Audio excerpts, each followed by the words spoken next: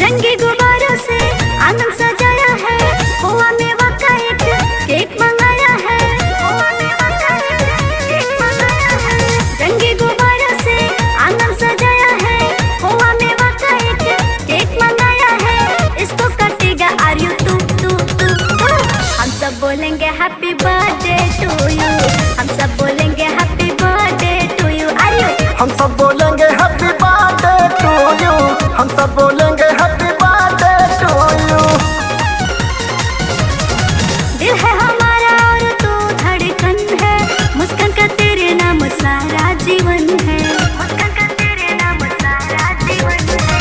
तेरा सितम सारा मेरे ऊपर हो, 100 साल जियो तेरा लंबी उम्र हो, विनती मैं रब से करूं।